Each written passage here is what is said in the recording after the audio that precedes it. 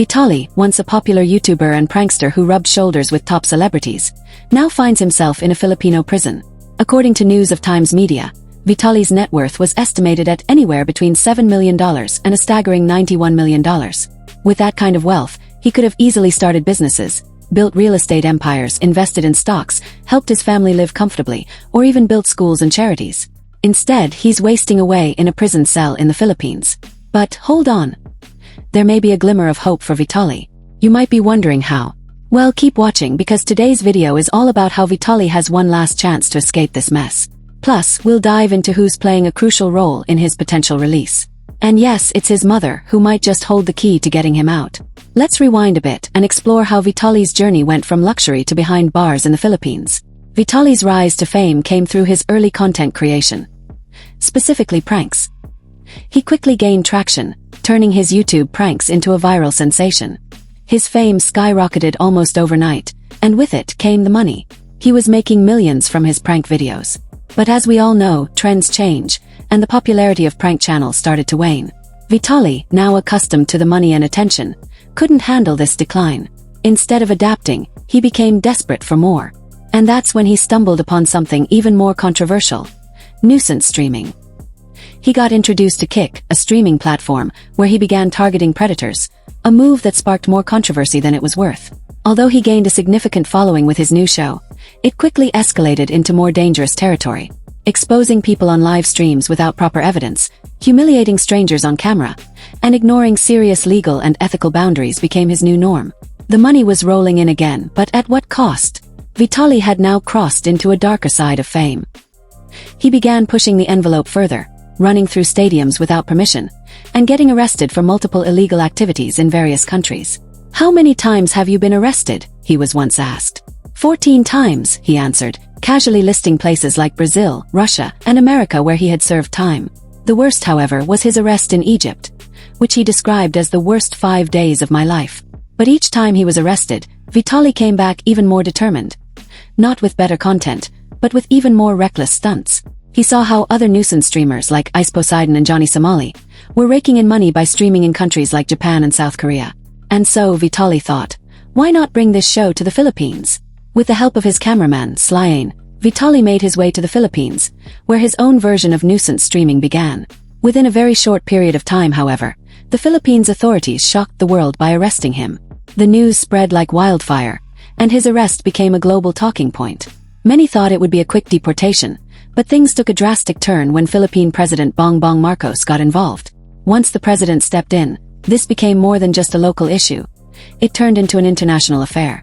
Within a month of his arrest, Vitali's health visibly deteriorated. The once muscled bodybuilder had become a shadow of his former self, his health taking a major hit. While this may seem like a harsh reality, it also highlighted the fairness of the Filipino justice system.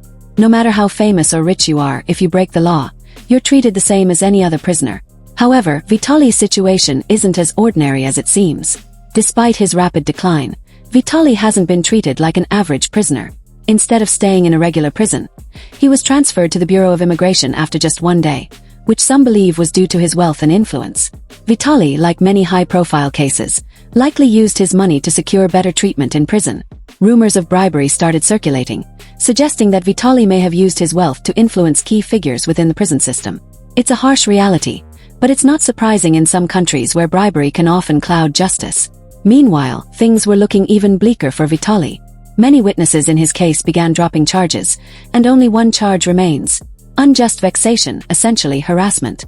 Vitali was granted bail, but instead of walking free, he was transferred to immigration detention. Why? Because the Philippines wants to deport him. Now here's where things get interesting.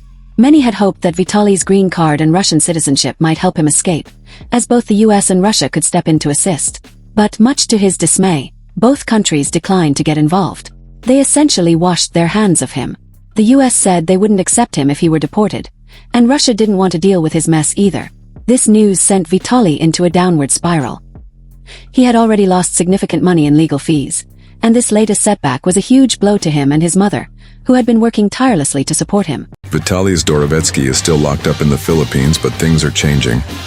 Most witnesses dropped their charges, and now only one case remains: unjust vexation, basically harassment. He was granted bail, but instead of walking free, he was transferred to an immigration jail. Why? Because the Philippines wants to deport him. But things got worse for her. She was scammed out of a large amount of crypto while trying to pay for Vitali's legal fees. This left her in financial ruin. But there is one more thing, a glimmer of hope. Vitali's mother has resorted to making a desperate appeal to former President Donald Trump, hoping that the US government might intervene and help get Vitali out of prison. Is this desperation or loyalty? You may ask. The timing of this support for Trump is suspicious. After all, Vitali has publicly criticized Trump's administration in the past, but now, when he's desperate, he's aligning himself with Trump in hopes of getting help. Will Trump actually step in and help? Based on what we know about his track record, the chances are slim. Why? Because Vitali isn't a full US citizen, and Trump has rarely been inclined to help individuals in foreign legal troubles, especially if they aren't full citizens. Helping someone like Vitali could harm Trump's image more than help it. Looking at Vitali's future, it doesn't look promising. His health is deteriorating, his money is running out, and his influence is fading fast.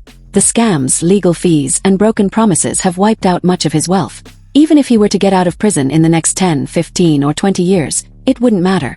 The internet moves at lightning speed, and Vitali's name would be nothing more than a forgotten memory. Social media doesn't wait for anyone.